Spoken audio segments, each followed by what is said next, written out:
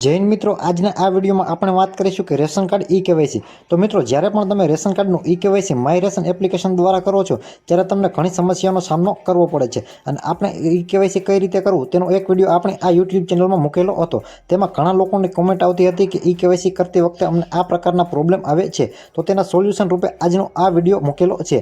તો આ વિડીયો તમે સંપૂર્ણ જોજો. આ વિડીયોને લાઇક કરી દેજો, શેર કરી દેજો અને આ ચેનલને સબસ્ક્રાઇબ નથી કરેલી તો ચેનલને તમે સબસ્ક્રાઇબ કરી દેજો. તો જોઈએ મિત્રો કે તમે રેશન કાર્ડમાં જ્યારે પણ ઈ કેવાયસી કરો ત્યારે તમને અલગ અલગ પ્રકારના પ્રશ્નો થાય છે.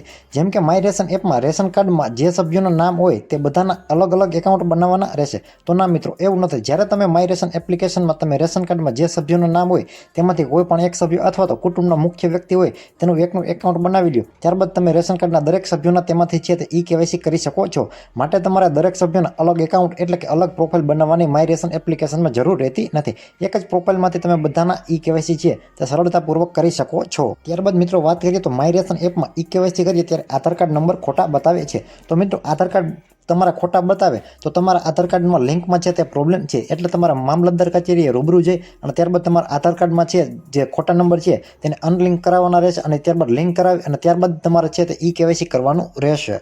ત્યારબાદ વાત કરવામાં આવે તો માય રેશન એપ્લિકેશનમાં ઈ કેવાયસી કર્યા બાદ મંજૂરી માટે કેટલો સમય લાગે, એટલે કે ઈ કેવાયસી સબમિટ કરો ત્યારબાદ તમારે મંજૂરી માટે છે તે 2 થી 3 દિવસ જેટલો સમય લાગે. તમારે ઈ કેવાયસીની સબમિટ કરો એપ્લિકેશન એટલે તે તમારા નજીકના મામલતદાર કચેરી અથવા તો ઝોનલ ઓફિસ હોય તેમાં સબમિટ થઈ જાય છે અને ત્યારબાદ ત્યાંના અધિકારી દ્વારા છે તેને મંજૂરી આપવામાં આવે છે. માટે 2 થી 3 દિવસમાં તમારી ઈ કેવાયસી છે તે મંજૂર થાય છે. ત્યારબાદ મિત્રો વાત કરવામાં આવે તો માય રેશન એપ્લિકેશનમાં અન્ય વ્યક્તિનું ઈ કેવાયસી કરવા માટે રેશન કાર્ડ નંબર ચેન્જ થતો નથી. તો મિત્રો, જ્યારે પણ તમે તમારું રેશન કાર્ડમાં ઈ કેવાયસી કરેલું હોય ત્યારે તમારા રેશન કાર્ડનો નંબર છે તે તમારી પ્રોફાઇલ સાથે તમે લિંક કરેલા હોય છે.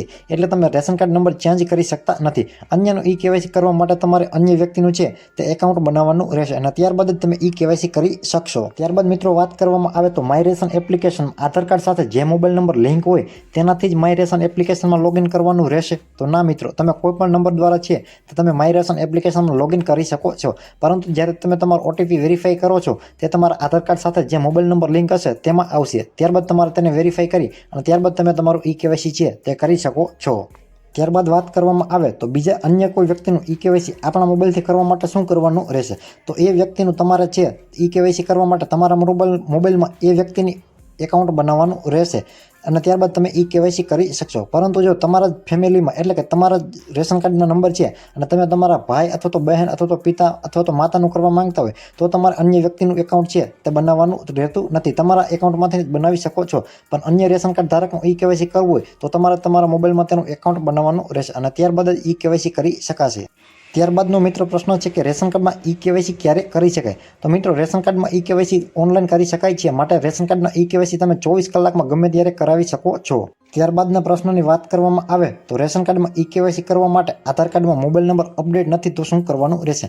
મિત્રો, રેશન કાર્ડમાં ઈ કેવાયસી કરો ત્યારે તમારા મોબાઈલ ઓટીપીની જરૂર પડે છે. તો આધાર કાર્ડ સાથે જો તમારો મોબાઈલ નંબર અપડેટ નથી તો તમારે આધાર સેવા કેન્દ્ર અથવા તો જનસેવા કેન્દ્ર એટલે કે CSC સેન્ટર હોય ત્યાં જઈ અને ત્યારબાદ તમારે તમારા આધાર કાર્ડમાં મોબાઈલ નંબર અપડેટ કરાવવાનો રહેશે અને ત્યારબાદ તમારે ઈ કેવાયસી કરવાનું રહેશે.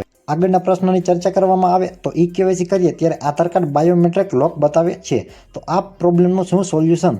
તો મિત્રો, આ પ્રોબ્લેમનું એ સોલ્યુશન છે કે તમે તમારા આધાર કાર્ડની પ્રોફાઇલ હોય તેમાંથી લોક કરેલું હોય એટલે આવી પ્રકારની તમને એરર જોવા મળશે. તો તમારે તમારી માય આધારની એપ્લિકેશન હોય અથવા તો માય આધારની વેબસાઇટમાં જઈ અને ત્યારબાદ તમારી પ્રોફાઇલમાં લોગિન કરી અને ત્યારબાદ તમારે બાયોમેટ્રિક છે તેને અનલોક કરી દેવાના રહેશે અને ત્યારબાદ તમે ઈ કેવાયસી કરશો એટલે ત્યારબાદ તમારું ઈ કેવાયસી છે તે સરળતાપૂર્વક સક્સેસફુલી થઈ જશે. ત્યારબાદ મિત્રો વાત કરવામાં આવે તો કે આધાર કાર્ડ સાથે જૂનો મોબાઈલ નંબર લિંક છે અને હાલમાં તે નંબર ચાલુ નથી તો ઈ કેવાયસી કઈ રીતે કરવાનું રહેશે. તો મિત્રો, આધાર કાર્ડ સાથે તમારો જૂનો મોબાઈલ નંબર હોય અને એ હાલમાં તમારી પાસે નથી તો તમારે તે નંબરને છે તે ચેન્જ કરાવી લેવાનો રહેશે. એટલે કે તમારા આધાર કાર્ડમાં છે તમારો જે નવો મોબાઈલ નંબર ચાલુ હોય તે તમારે લખાવી દેવાનો રહેશે. એ તમે આધાર સેવા કેન્દ્રમાં અથવા તો પોસ્ટ ઓફિસમાં જઈ અને નવો મોબાઈલ નંબર લિંક કરી અને ત્યારબાદ તમે ઈ કેવાયસી કરાવી શકો છો.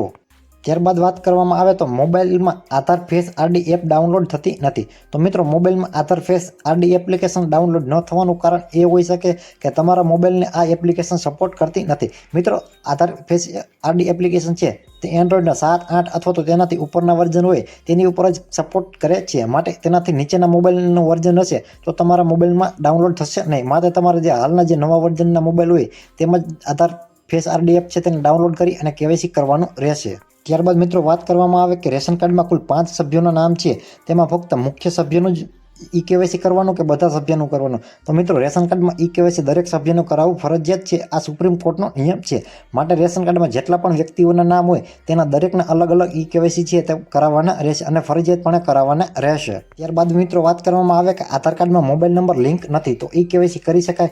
મિત્રો આધાર કાર્ડમાં મોબાઈલ નંબર લિંક ન હોય તો તમે ઈ કેવાયસી જાતે કરી શકતા નથી, પરંતુ તમારા આધાર કાર્ડમાં મોબાઈલ નંબર લિંક ન હોય તો તમે તમારા આંગળીના નિશાન એટલે કે ફિંગરપ્રિન્ટ આપી એટલે કે બાયોમેટ્રિકથી તમે તમારે નજીકની મામલતદાર કચેરી અથવા તો તમારી ગ્રામ પંચાયતના વીસી ઓપરેટર હોય તેને પાસેથી ઈ કેવાયસી કરાવી શકો છો. ત્યારબાદ મિત્રો વાત કરવામાં આવે તો રેશન કાર્ડમાં ઈ કેવાયસી કરવાની છેલ્લી તારીખ કઈ છે? તો મિત્રો રેશન કાર્ડમાં ઈ કેવાયસી કરવાને લઈ અને ગુજરાત સરકાર દ્વારા આની કોઈ તારીખ જાહેર કરવામાં આવેલ નથી, પરંતુ તમારે વહેલા તે પહેલાના ધોરણે છે તે ઈ કેવાયસી કરાવી દેવાની રહેશે. આમાં તમારે કોઈ પણ તારીખની છે તે રાહ જોવાની જરૂર નથી, તમારે ઝડપથી ઈ કેવાયસી કરાવી લેવાની રહેશે. તો મિત્રો હવે આપણે આગળનો પ્રશ્ન જોઈએ કે રેશન કાર્ડમાં બધા સભ્યોનું ઈ કેવાયસી એક સાથે કરી શકાય? તો ના મિત્રો, રેશન કાર્ડમાં બધા સભ્યોનું ઈ કેવાયસી એક સાથે કરી શકતા નથી.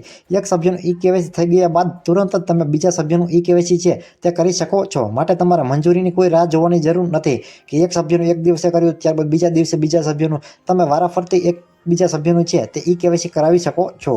ત્યારબાદ મિત્રો વાત કરવામાં આવે કે રેશન કાર્ડમાં જે સભ્યનું નામ નથી તેનું ઈ કેવાયસી કઈ રીતે કરવાનું રહેશે?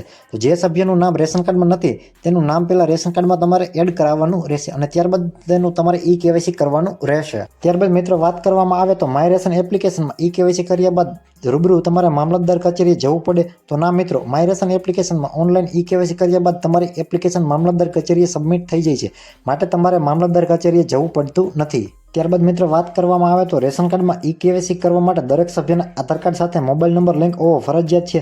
તો હા મિત્રો, રેશન કાર્ડમાં ઈ કેવાયસી કરવા માટે દરેક સભ્યના આધાર કાર્ડમાં મોબાઈલ નંબર લિંક હોવો ફરજિયાત છે, કારણ કે જ્યારે પણ તમે ઈ કેવાયસી કરો ત્યારે દરેક સભ્યનું અલગથી વેરિફિકેશન માંગે છે, એમાં તમારે ઓટીપી આપવો પડશે. માટે દરેક સભ્યના આધાર કાર્ડ સાથે મોબાઈલ નંબર લિંક હોય તો જ તમે જાતે રેશન કાર્ડનું ઈ કેવાયસી કરાવી શકો છો. તો મિત્રો આવી જ રીતે તમે એન્જલ ઇન્ફોર્મેશન યુટ્યુબ ચેનલ ઉપર સરકારી યોજના, સરકારી ભરતી, જમીન record, Aadhaar card, Ayushman card, ચૂંટણી card, ration card, Shram card, PAN card, driving licence, PM Kisan, I Khedut, digital Gujarat, ઈ સમાજ કલ્યાણ, ઓજસ સંબંધિત તથા અન્ય રસપ્રદ માહિતીસભર વિડીયો છે તે તમે આ ચેનલ ઉપર જોઈ શકશો.